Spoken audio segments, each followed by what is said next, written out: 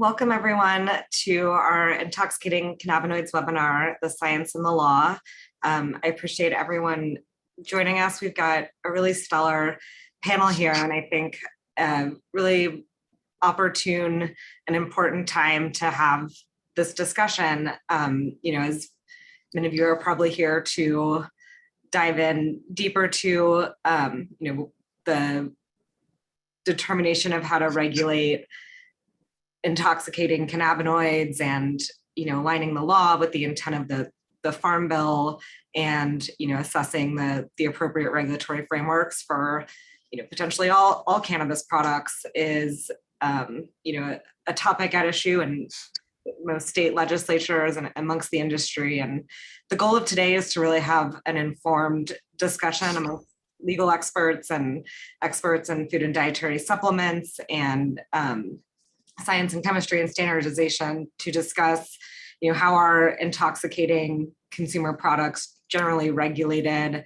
what unique considerations should we be thinking about in the cannabis space, and where are we with intoxicating hemp and as far as regulatory approaches, and as states like Colorado go deeper into task forces and evaluations of potential regulatory frameworks for intoxicating cannabinoids, what should they be considering as far as science, as far as precedent, and how do we have the most informed and best regulatory approach? So I'm Shawn Hauser. I'm a partner here at Vicente Cedarburg and chair of the hemp and cannabinoids practice.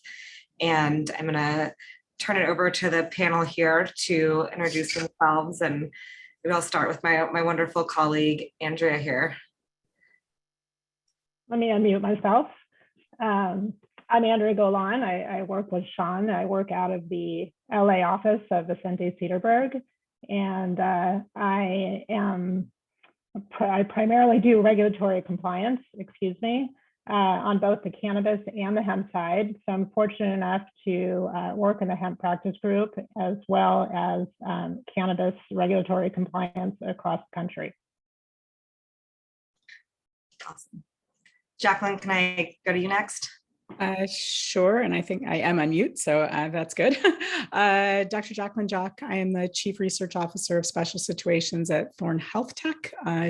20 some odd years in the dietary supplement space, and also just more with a special sort of considerations to this topic today. I'm also a member of the Society of Cannabis Clinicians and have served on the hemp and cannabis committees for NSF and UNPA. So been given a lot of thought to the space for a number of years. Thank you. Darwin. Yeah, hi. My name is Darwin Millard. I am the Chief Science Officer for Fido Bell Corp, and I'm a 17-year industry veteran in cannabis and hemp. And I currently serve as the Vice Chair for ASTM International's Subcommittee D3704 on processing and handling, as well as co-chair ASTM International's D3707 on industrial hemp. And I look forward to this webinar today. Thank you so much. And Christina. Hi, Christina Phelps. I'm the head of U.S. Regulatory Affairs at the Kronos Group.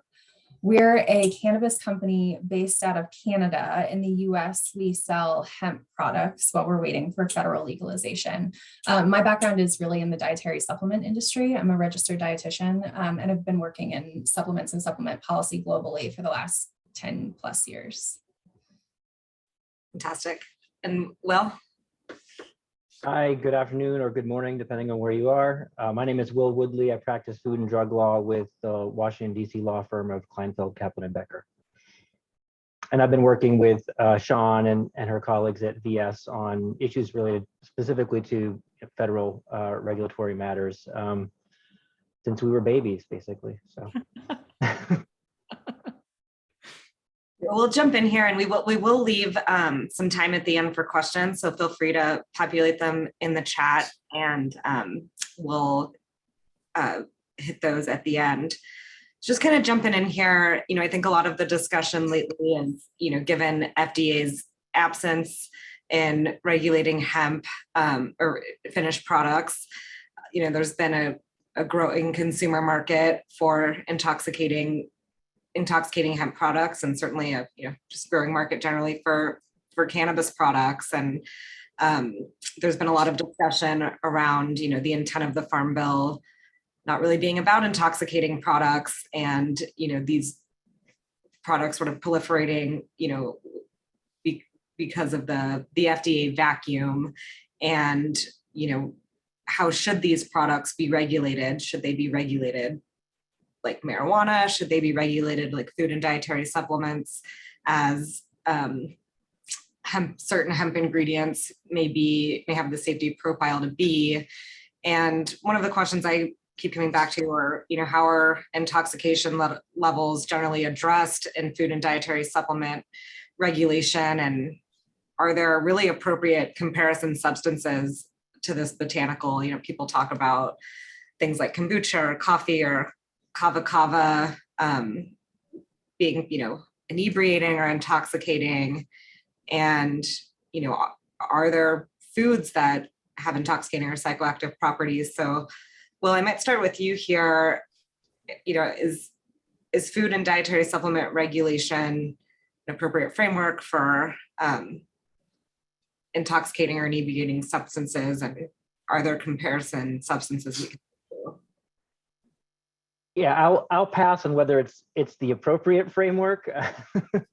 I certainly think that in the day of federal legalization of cannabis products, there should probably be a different framework for what we would consider adult use products as marketed at the state level currently. But there are some comparators under existing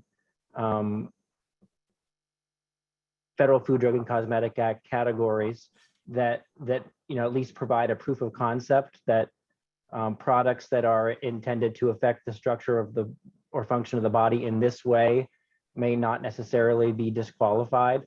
You can look at products like kava, as you mentioned, Shawn, which I think most people recognize as an old dietary ingredient that doesn't have to go through the NDIN review process as a comparator product. And over the years, FDA has raised concerns, and people have disputed those concerns about potential liver injury associated with kava.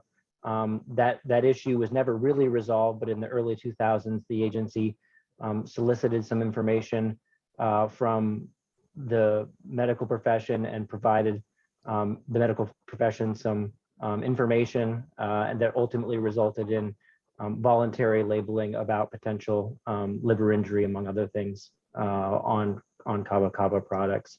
So importantly, the agency, to my knowledge, didn't raise the issue of the intoxicating or inebriating, or whatever term we're going to use, mind-altering effects of kava as in any way disqualifying such products from marketing as dietary supplements, and really just focused on the toxicity issues, and recommended that, for example, individuals who consume alcohol frequently not use the products, that pregnant or breastfeeding women not use such products, people who already have liver injury risk not use such products.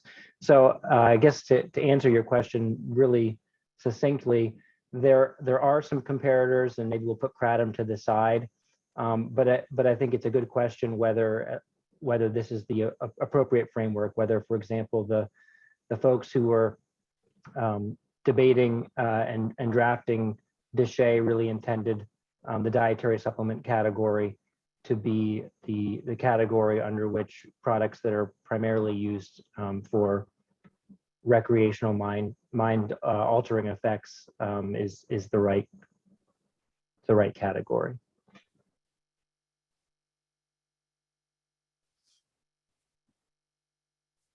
Sorry, Jacqueline or Christina, do you have thoughts on that, just from the dietary supplement industry and business perspective, and the types of products that you manufactured in dietary supplement world?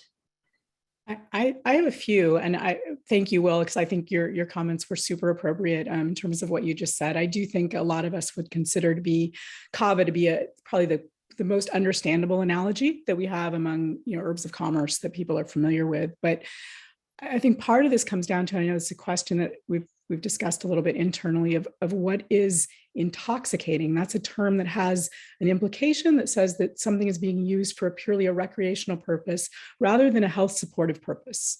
Right. So, I mean, I'm going to approach this from a little bit of a different standpoint as also being a naturopathic doctor and say that people are interested in taking cannabis and cannabinoids for health-related purposes as well as for recreational purposes. So this is kind of a multi-use, a multi-use category of compounds. So I think, we need to consider context a little bit in addition to, some of the other things that are kind of being discussed. So when it comes to kava, I think you're right that the focus in voluntary warning labels has been on health-related potential for harm, but you do see products that tell people that this could make you drowsy. You may not be able to drive a vehicle. You may not be able to operate heavy equipment. And DSHEA allows for a framework for that. So the Dietary Supplement Health and Education Act actually encourages the appropriate use of warnings to consumers, right? That's part of what was laid forth when DSHEA was given to our industry. Because cannabis doesn't yet fall under DSHEA, right? We can't have NDINs for these products. We can't put them under that same regulatory framework. It leaves some real questions as to how we appropriately give guidance to consumers. Yeah, I totally agree with that. I think to build on it a little bit, I think alcohol makes an interesting example because it is permitted for use in foods at basically below 0.5%, or technically that's limit for beverages. So when you look at kombucha, right, if it's below 0.5% alcohol, it's regulated as a food. When it goes above that, it's regulated as an alcoholic beverage. So I think the question for cannabinoids is like, what is the threshold and how do we define that threshold? And then what kind of appropriate like consumer advisories and safety considerations should go along with sort of those different tiers of cannabinoid use. So you could perhaps have like a really no advisory necessary for like a CBD kind of a product. And then you could have a cannabinoid where low levels of it would provide a structure function benefit. You may have some drowsiness like a CBN. And then you may have adult use products for which there are significant advisories. You may need to be an adult to consent to use. And I think we're just kind of working through as an industry and really in the science. It's like, where are those limits and how do you define them, especially when you have such a variation in response from one individual to another?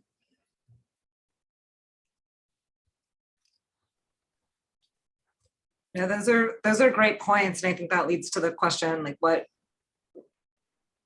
is the appropriate threshold? And we're seeing states attempt to establish thresholds, I think largely on, around THC content, and now considering, are there ways to define intoxicating? And Andrea, can you speak a little bit to how have states primarily, where have states primarily attempted to establish the threshold and what's working? And then maybe getting into is intoxicating, somewhere where states should look at drawing the line. Yeah. I mean, it's really challenging for legislators to figure out how to differentiate between, what's impairing and what's intoxicating and what the threshold might be. So we haven't seen anything that's, sort of across the board standard for determining what intoxicating is at all. Some states allow the sale of Delta-8, with the guardrails in place, like Christina mentioned, like age restriction, testing, funding and oversight.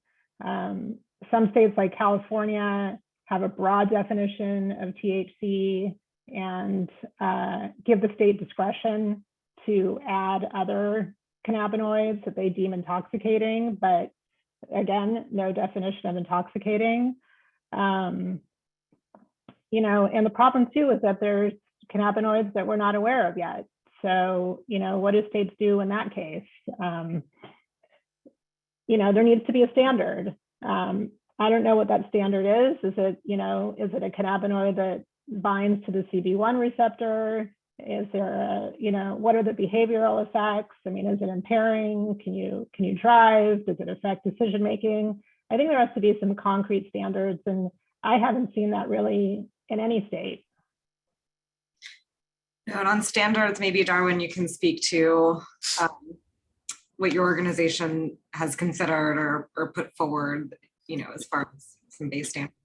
Sure. Yeah, I'd love to jump in there. And I guess I wasn't sure when to jump in. I think, the old mantra, right? It's the dose that makes the poison.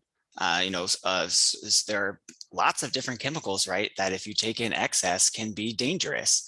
Whether or not, a cannabinoid can be defined as intoxicating, if you look at the root or root term there, which is toxic, there's a major debate in regards to that. But ASTM International has done a little bit of work through its technical committee, the D37, that's the letter D like Douglas, 37 on cannabis, and has recently published a standard, actually a specification for a symbol for identifying consumer products that contain intoxicating cannabinoids. So therefore, we had to do the work of defining what intoxicating means in order to create this standard specification for that symbol that you could use for identifying consumer products that contain intoxicating cannabinoids. And what do we mean by intoxicating? Well, for lack of a better word of trying to say that it gets you high. So the way that it's actually defined within the standard, which is the letter D 8441, it's defined as acute intoxication. And that's the transient condition following the administration of a psychoactive substance resulting in disturbances in levels of consciousness, cognition, perception, affect, or behavior, or other psychological functions and responses. And then a intoxicating cannabinoid is a cannabinoid that typically elicits an acute intoxication. Darwin, just curious, have you taken a look at the criteria that Colorado is proposing for consideration when determining whether a cannabinoid is intoxicating? It's not so much focused on the human effects, which I should say, Kronos helped draft this language, right? Of like, what are some objective measures, preferably, right? Not that you have to measure in humans, so companies and regulators don't have to figure out how to do human clinical trials on novel cannabinoids before actually developing some kind of screening method. But have you taken a look at any of those criteria? No, I haven't. So kind of like, what specifications, right, would result in intoxicating? So if you're evaluating someone, would you assess them as being intoxicated? Is that correct? So the way that we approached it was like, what standardized measures in the scientific literature are good indicators of whether something will cause the effects that you're talking about in humans? So we were looking at, does the cannabinoid have an EC50 that at 200 nanomolar concentration for agonism of the CB1 receptor, if I remember that correctly. Like I said, dietitian, not a cannabinoid scientist, so please feel free to correct me if I'm rattling these numbers off wrong. So that was kind of our first criteria. Then we looked at what does it do in the tetrad test? So if you were to administer it to mice, does it result in those kind of 4 criteria, including catalepsy and I think it's hypermobility and hypothermia?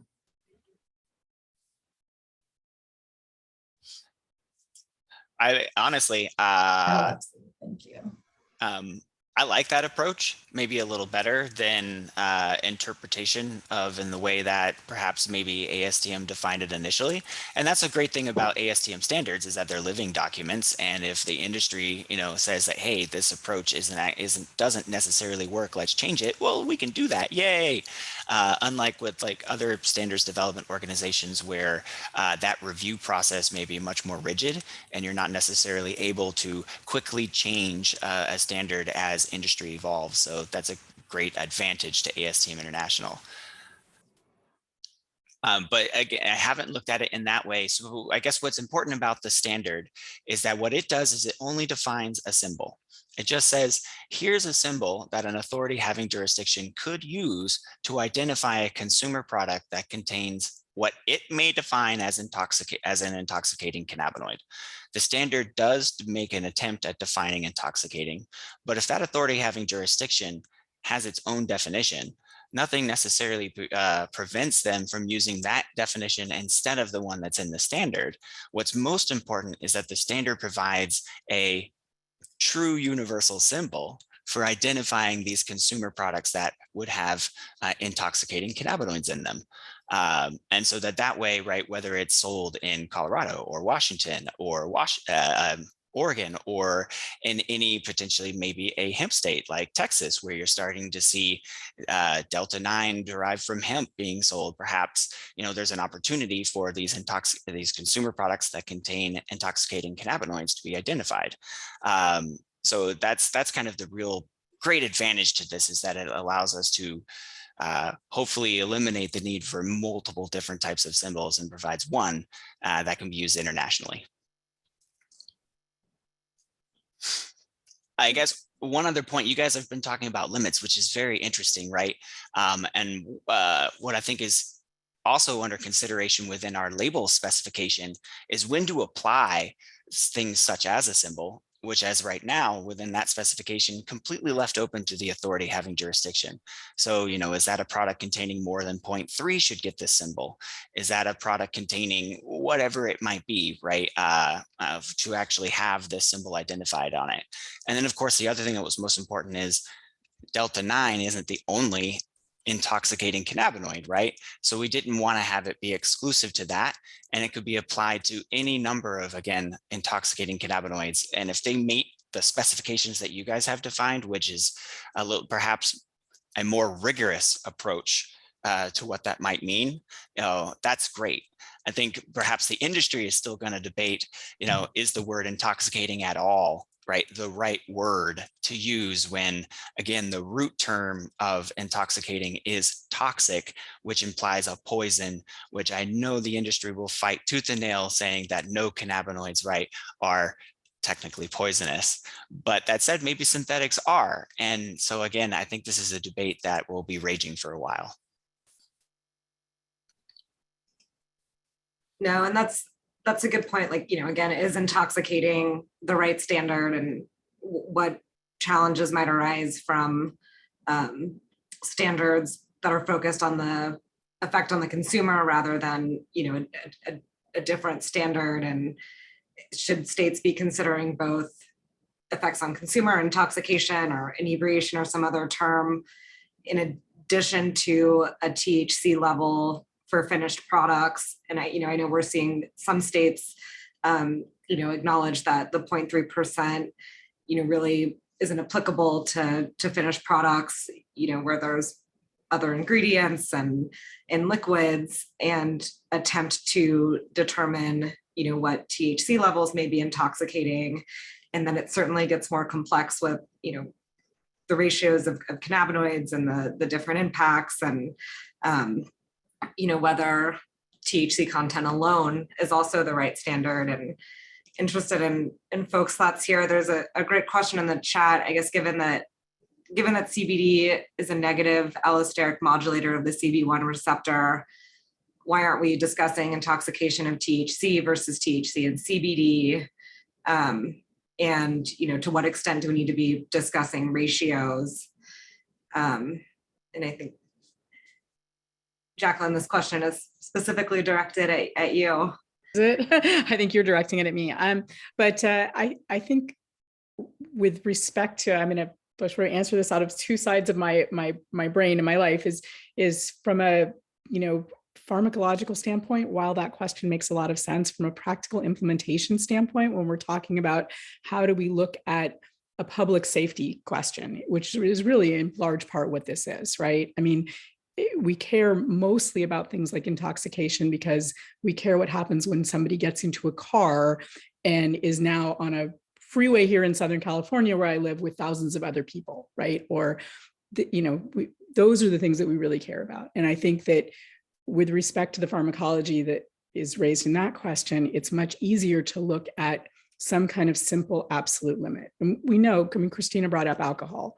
Are our levels of the way that we look at, alcohol limits, are they going to apply to everyone equally? Absolutely not. They just don't, right? I mean, I'm a 5 foot tall, 120 pound woman, right? The amount of alcohol I can drink and be impaired is a lot smaller than a 200 pound, 5'11" man. It's just different. It's not the same. So none of these things are ever going to be, universally applicable at the level of an individual human. They have to kind of apply across populations to make sense. So I think that is a very logical question from a scientific standpoint, but it's not necessarily a practical question from how we implement regulations. Oh, I would say the fact that you have kind of competing molecules binding for the same sites and causing different effects is going to mean that you're going to have to, if you're looking at the dietary supplement framework, your obligation under that safety framework is to look at that new combination because it's going to behave differently in the body. So like if you study THC and determine, right, like what an impairing level is of just THC, and then you study CBD and determine the impairing level there. If you combine those two ingredients and you get a different safety profile, you have to do another kind of evaluation of what that looks like. So I think it just makes it even more complicated for companies in this industry when you're considering like, what are your obligations? Can you, use some kind of ODI pathway to get to market? And as soon as you start kind of isolating and cultivating specific levels of different cannabinoids, you're just creating essentially a new dietary ingredient under FDA's sort of view. Right. And to your point, you'd have to then do that dozens of times over, right? I mean, that I suppose if someone has the budget and the wherewithal to do that, and if we ever get, a regulated framework under FDA to do that, someone could, but it doesn't seem very logical or practical. Yeah, and that's why I think it's hard to make comparisons to alcohol because, in alcohol, you're dealing with one molecule, but with cannabis, you're dealing with, all different kinds of cannabinoids that have different effects. Yep. And I think that's where we're seeing, states struggle. I think a lot of states started with, just prohibitions on Delta-8, and then they expanded definitions to include isomers or calling out Delta-9 and Delta-10. And the reality is, as we research and learn more about the plant and new technology, there's, it's such a promising and complex botanical that, we're going to learn more and more each day, and regulating around one cannabinoid, isn't practical. So I guess, is there a distinction, perhaps among non-intoxicating or inebriating or whatever the appropriate term is, cannabinoids that perhaps, like CBD, have a safety profile that would be consistent with, other food and dietary supplement ingredients to be in a food or in a dietary supplement? Are those distinguished from, the hemp-derived Delta-9 and Delta-8 that would, perhaps be regulated like marijuana under whatever eventual, TTB FDA combo structure could exist? And, are we trying to sort of shoehorn all derivatives of hemp into food and dietary supplements, to use the right term from Will?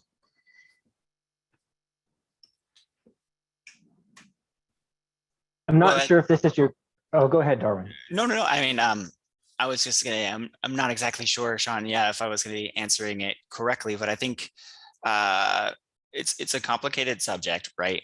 But where organizations like ASTM can come into play, and standards that it creates, right, don't necessarily talk about dosage or how much to put in the product, because that's completely up to the manufacturer, or up to, you're a medical professional who's actually trying to recommend that for a patient, right? what we try to develop are guidelines, are kind of the bumpers, the rails, right, that you can use. So a label specification to say, if you're going to put cannabinoids in a consumer product, well, you should probably label some stuff that's important for consumers to make an informed decision. Or if it's, and especially if those cannabinoids can be classifiable as intoxicating, then maybe you should also put a symbol on it so that consumers can know right away that what type of product they're picking up. And those are just some of the tools that are being developed right now that can perhaps, while we're in this gray area between no regulations and eventual regulations, that can help provide or ensure at least consumer safety and product quality.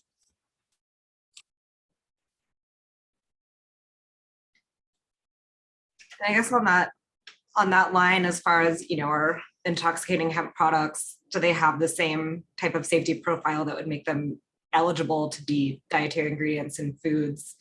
I don't know if, Will, you have thoughts on that from the FDA perspective. Like, does the THC content or consumer effect alone, setting aside the drug preclusion, would that make it challenging for these to be, considered legal dietary or generally recognized as safe food ingredients, as contrasted to something like CBD? Right. Well, I think it is important to acknowledge the prior drug exclusion issue at the outset, because I think we've been talking, or I've heard others talk in this conversation and otherwise, about how there's this FDA vacuum and it's an unregulated market. But bear in mind that the agency has said that it believes the prior drug exclusion only, well, it has said so far that the prior drug exclusion applies to THC and to CBD, based on its evaluation of the prior drug development and approval facts that exist. But the agency hasn't said, for example, that it applies to Delta 8 or to CBN or to any other cannabinoid, and maybe it will in a given case. It's again going to depend on the facts, but someone who has a Delta 8 product today and is labeling that as a dietary supplement, would be expected to comply with all applicable requirements, including, as appropriate and applicable, the NDIN requirements. So I just think it's important to orient ourselves in that way and not assume that every cannabinoid has the same status as CBN or THC in the eyes of the agency under the two prior drug exclusion provisions.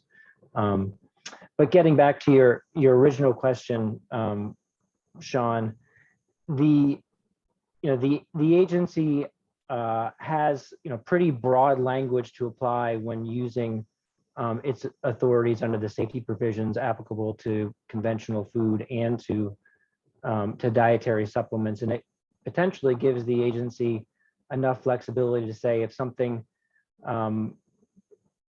used at a particular level in a particular product is going to be so intoxicating or inebriating or whatever term we're going to use, and maybe we need to just start using a placeholder every time we say that, that it renders someone incapacitated. I don't think it would be a hard argument for the agency to make to say that doesn't meet either applicable safety standard. And so I think in a given case, it would really depend on the product, the amount of the cannabinoid in the product, and the conditions of use for the product, right? Because whether you're evaluating whether a particular ingredient is grass, for example, it's really dependent on what is the food, what is the pattern of consumption established, and how much is in the product that goes to whether that particular ingredient, that particular level is recognized by experts as safe. And likewise, with respect to the new dietary ingredient notification standard, is there a reasonable expectation of safety for this particular ingredient in this particular product at this particular level based on these particular conditions of use? And in the supplement category, you can carve out your your conditions of use to particular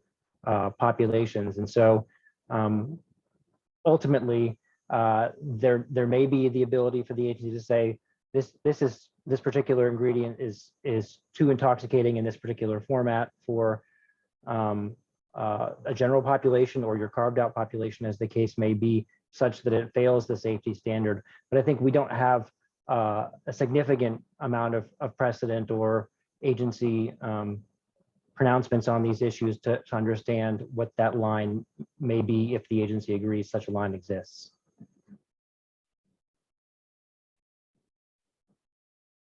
I guess, Jacqueline or Christina, from a business perspective, are these the type of products that you all would, invest in NDIN or grass in, or do they seem materially different from, the types of dietary supplements, that you're accustomed developing safety standards and going through the regulatory process with?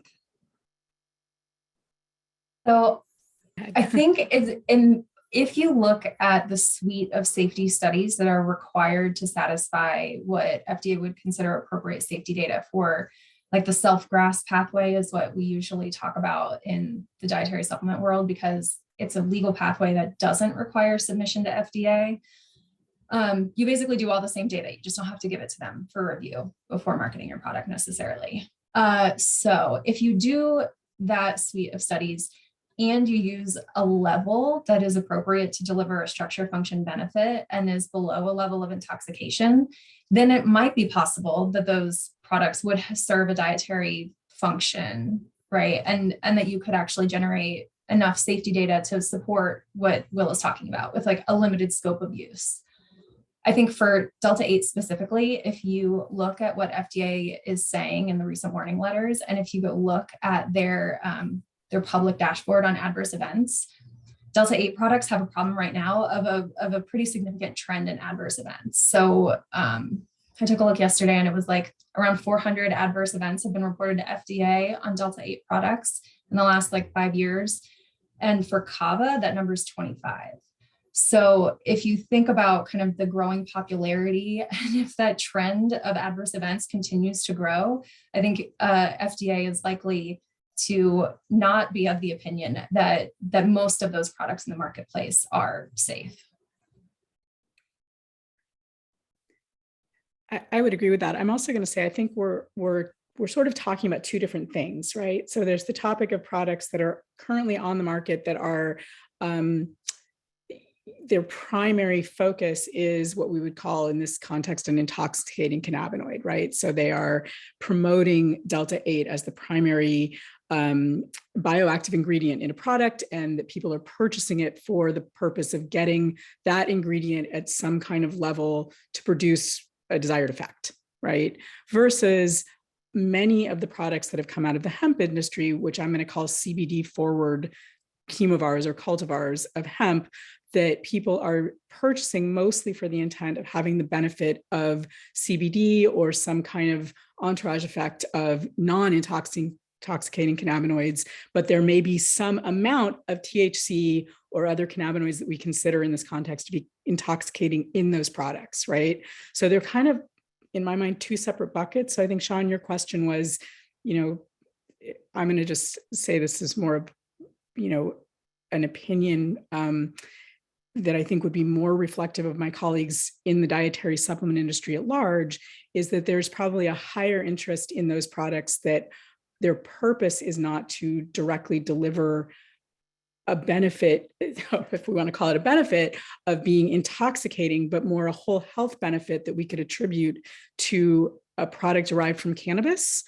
And in that context, if there were a framework that allowed from FDA, I think there would be interest in having a regulatory framework for those products that would allow them to be delivered legally as dietary supplements. We have some context from the GRAS submissions that were given to FDA from like Manitoba Harvest, for products derived from cannabis seed, right? So we have, seed oils and, hemp seed protein and things like that, where there was a requirement to submit safety and exposure data relative to the amount of residual cannabinoids, including CBD and THC for those products, right? So we know that the level that FDA could theoretically allow wouldn't be zero, but just in terms of the spirit of the laws that kind of govern the dietary supplement industry, I don't think we would see a day, at least in my lifetime, that where FDA would say, oh yeah, you can deliver,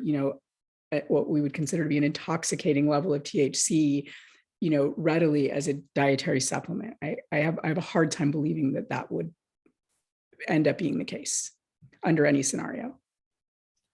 I would tend to agree with that. And so within ASTM world, what we're developing, I hope, would be some tools that can really help create the maybe some more common sense regulations. So once the FDA is there, so some of those may be perhaps redefining as is it appropriate to call these marijuana products or hemp products when we all know really they're cannabis products, but most of the times when you use these terms as adjectives, it starts to get complicated, more convoluted in regards to what your product is.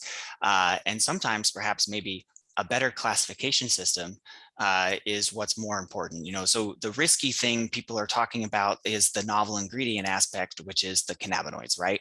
That's the thing that causes people to have concerns about whether it's a food or non-food or whatever it might be when it's in a consumer product. So first of all, we should just be thinking about these as consumer products that contain cannabinoids. And those can then get further classified into consumer products that either contain intoxicating cannabinoids or non-intoxicating cannabinoids. And then both of those two product categories could be further classified if the authority having jurisdiction or the marketplace deemed that it was, of a benefit to do so as hemp. And that would be completely dependent again on those limits, those levels, right? That an authority having jurisdiction might define for what hemp might be. In the US, right, it's 0.3%. So if you're less than 0.3% THC, then consequently, right, your consumer product containing an intoxicating cannabinoid or non-intoxicating cannabinoid could be classified as hemp as well. But for the regulator side, right, how to deal with those products, how to create common sense legislation that allows these products to be marketed, labeled, and sold into the marketplace, well, perhaps it's actually better to look at the functional ingredient, the cannabinoid, and create the regulations around whether it's non-intoxicating or intoxicating. And that could simply just be the types of licenses perhaps a group might have to hold in order to possess intoxicating versus non-intoxicating cannabinoids, right? Comes back to associated or perceived risk that those might have. And again, those are things that are getting a little bit too conceptual, but these tools, again, coming back to those, is where that's what ASTM International's D37 is all about, helping create the marketplace and allowing to establish these tools that the regulators can use to just have it easier to understand what we're really talking about. And when it comes to these different limits, how you use the product, right? Going intended use, and again, that dosage is what's most important, I think, here when it comes to risk, however you might define it. So we're taking a couple of stabs at, we created a symbol for intoxicating cannabinoids, and we're developing a symbol right now for non-intoxicating cannabinoids. But there comes to be a need for those traditional hemp foods to not get labeled with any symbol, because there's an established perception of zero risk with these products already. And we don't want to conflate that with these new products, these new consumer products that do contain cannabinoids as a functional ingredient, with those traditional hemp foods. So that we do really need to define limits in these places, that perhaps not saying that, no, you can't have these in your product if it's above X or below Y or whatever. It's just more of, hey, well, if you do, you should probably label it. And I think that hits on, where, because the intoxicating hemp market has departed so far from, what I think the drafters of the Farm Bill intended to be, the types of hemp ingredients that would be in a food or dietary supplement, in a way that has created sort of a legal marijuana market to some effect. Is that market, where these intoxicating products are most appropriately regulated? And that's certainly the approach a number of states are taking. I think we're seeing a bigger market in states like Texas, where there's not a legitimate cannabis program. And then it goes back to where to draw the line and the need for one uniform standard rather than 50 state approaches. And does anyone have any hope that now that we're nearing the 5 years that Scott Gottlieb indicated the FDA might take to determine a regulatory pathway for CBD and hemp products, that there might be even some enforcement policy upon us, or any sort of action by FDA that would help here, or perhaps is the increase of adverse events something that could spark some further action by them?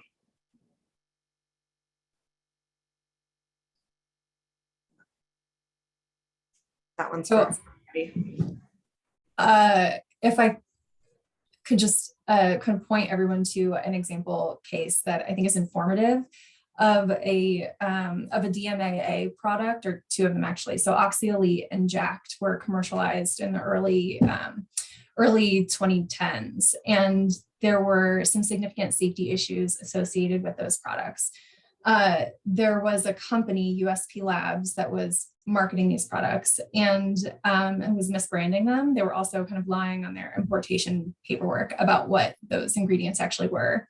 So they were doing a lot of very bad things. The product was recalled in 2013, and just last year, 2020, the CEO of the contract manufacturing company that was producing the product and the CEO of the brand that was marketing the product were sentenced to prison for between, I think it was 4 and 6 years.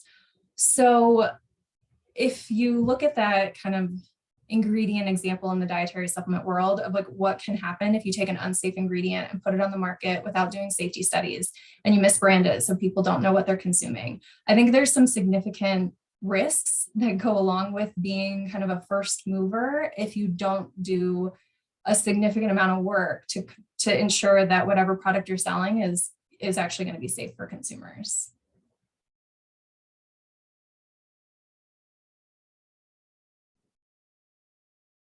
Well, do you think there could be any action from FDA soon as we hit the 5-year mark?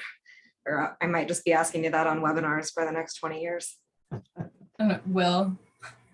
Yeah, I don't hold your breath. I mean, I think the agency has made it clear that if it's going to use its authority to create a regulatory exception to the prior drug exclusion for CBD, it needs to be extremely comfortable with the safety profile of the range of potential products that could be brought to market as dietary supplements under this exception. And because we've never seen an exception before, we don't know what it looks like. We can quibble about what Congress actually intended the agency to consider in making these decisions, and we can quibble as well about whether there can be qualifications or limitations in that regulation regarding the scope of that exception. So I think the agency has made clear that it's not going to rush in head first and create hope that products in this category could meet the NDIN requirements by creating an exception without ensuring that it actually could happen. And so you can contrast that with what's going on with NAC right now, where the agency said, and I still have some cognitive dissonance about how this enforcement discretion policy would actually work from a legal standpoint, but the agency said it's going to apply enforcement discretion regarding the the prior drug exclusion for NAC containing products that would otherwise meet the definition of a dietary supplement, and that it's still thinking about whether it's going to move forward with an exception process, creating a regulation excluding NAC from the prior drug exclusion in the statute. And the agency has made clear in that context that its potential willingness to move forward in a relatively short period of time since this issue first bubbled up, relative for government, not for anyone else, that the safety profile based on what it's seen in the literature over decades is driving that decision-making process. So because the NAC issue may be resolved so quickly, even though it sort of bubbled up later than the CBD issue, I have even less confidence that the agency is going to move forward with a CBD rulemaking. And so any relief, I think as Gottlieb suggested in that initial hearing testimony, would probably need to come from Congress still. And of course, we have multiple bills pending that we keep hearing we'll get a hearing. But obviously to date, none has happened. So. It seems like they haven't departed from their approach as far as using resources focused on health claims with Delta 8. Like it seems like they would have the power to initiate more enforcement if they, perhaps had the resources, or perhaps they're not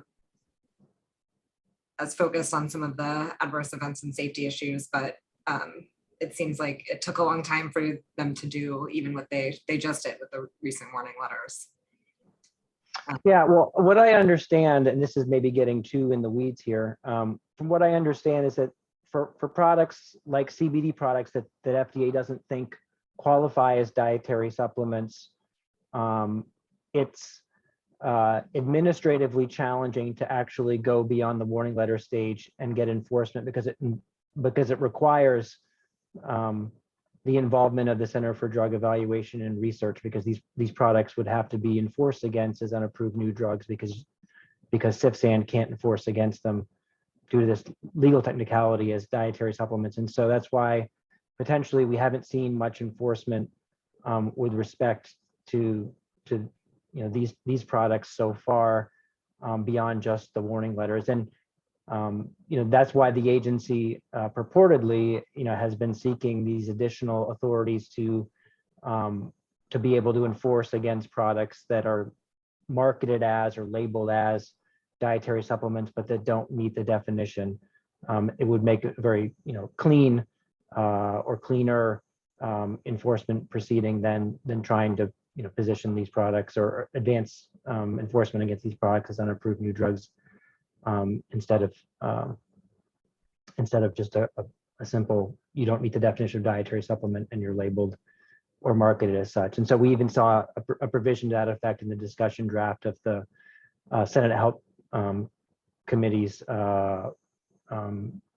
draft user fee bill. But we've seen another context, including in technical comments submitted by the agency in response to several of the hemp bills, I believe. And I think Caleb in his recent statements mentioned something as far as, needing more authority to move forward generally with cannabinoid regulation. So that's a great, I think, often forgotten point in my rants on blaming the FDA. But I guess, getting back on that note, it is going to be continuously upon the states to adopt regulations until we have federal marijuana legalization or congressional action, hopefully on hemp, and more action by FDA. Kind of going back to the question at hand, I think a great way to articulate it from the chat here. How do we differentiate psychoactive from psychotropic from intoxicating? And I guess how has it possibly been done in law or in practice with cannabis? For the panel here, if folks have thoughts on those three terms.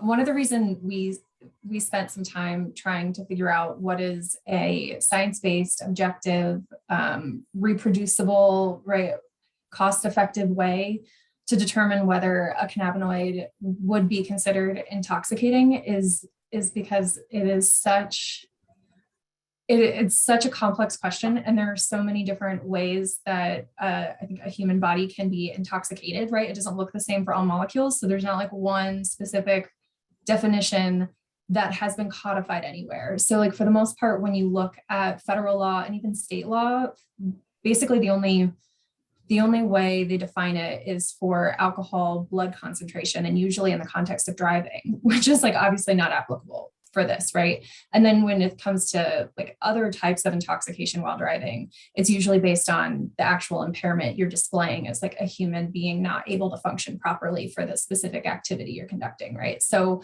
I think it's a really interesting time, because I think we're finally getting to the point where there are enough interested people with enough science to go on that we can start actually putting some definitions on paper and seeing how they work in practice. Like the proposed definition that we put out and got adopted in the California bill, or not California, Colorado bill, was just like our best effort. And we happen to get some traction and get that adopted into that state's bill that just passed. So I think it's a good opportunity if like anybody participating or like listening to the panel discussion has expertise in this science to contribute, because the stuff can get picked up and spread really fast if regulators feel like it's going to work. I'm going to just say that I think this general question is just an interesting one that needs to be addressed for all kinds of reasons, not just for what we're talking about here today with cannabinoids, but, we're seeing a whole bunch of emerging, legislation around. Somebody mentioned kratom, right? Earlier today, I heard that mentioned. We've got, regulations arising on a state or citywide level around other kinds of psychedelic compounds or other psychoactive compounds. And we've had a lot of talk here today about vocabulary, but a lot of our definitions for things don't provide an appropriate framework for what we're really talking about, which I think in my mind, a big part of it comes down to how do we protect humans? What's our public safety obligations, to ourselves or our communities? And, psychoactive as a term could apply to all manner of things. What isn't B vitamins are probably psychoactive, right? Caffeine is certainly psychoactive. All of these things are active in our brains. I think the ones that we're most concerned of is how do we create appropriate definitions around things that alter behavior or perception or other aspects of our functioning enough that we could harm ourselves or harm other people, right? That's what we really need to drill into. So it's great to hear what Kronos has done and what Darwin, what you guys have been doing, but it would be nice if we could have some broad agreement when we're talking about creating, so that we're not constantly recreating the wheel, right? Because I know that's a task that's been fairly complicated with cannabis, but it's not going to get less complicated with other emerging therapies that are coming out. So absolutely. And I think the really complicated fun part is the nuance, or when it comes down to the layman's version of all three of the terms, they're effectively synonymous, which makes it difficult, right, to choose what is the right term. And yeah, so that's just my 2 cents on that one. I'm reminded that one of my first adverse events I got reported to me in the dietary supplement industry was from a gentleman who called a company that I worked for a number of years ago, saying he had taken our multivitamin and he felt so energetic and elated when he took it that he crashed his car. And I'm like, okay. But I think you're right, Darwin, that the way that individuals and the more common, definition of those things is not applicable to what we're talking about here. I think legally the term psychoactive is generally, very broad as having kind of any effect on the brain. So I think CBD and almost anything could be considered psychoactive from a plain language legal perspective. So I know that term is challenging to apply. Absolutely. That was one of the main challenges the standards group had, was what's the word going to be to distinguish the effect that is mainly between those two celebrity cannabinoids, right? THC and CBD. They give us the most obvious delineation, right, between effects. And perhaps it's a lack of a better term, but we can change it in the future. But intoxication was the one that won out in the end. I mean, just as a reminder, we have a standard for at least equating the effects of Delta 9 already in the federal CSA under the Analogue Act, right? So, if it's all comparison, does exhibits significantly similar effects on the central nervous system as these other compounds that are in Schedule 1 and 2 that we already agree at least have a certain amount of potential for abuse. But then I'm not sure that potential for abuse is really synonymous either with inebriation or intoxication. It really has to do with addiction, and you can be addicted to things that don't make you crash your car, nicotine, for example. So it not helpful to resolving any of these issues, but just as a reminder, because we so often forget about the federal CSA when we're talking about state regulation of these federally illegal ingredients, or maybe in the case of Delta 8, so says the Ninth Circuit, maybe not. But